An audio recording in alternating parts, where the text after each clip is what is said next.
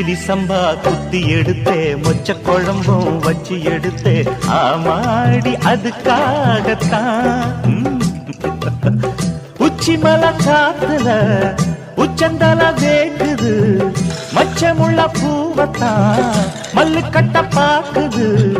பக்கம் வந்து போரசி பார்க்கவா பந்தி வச்சு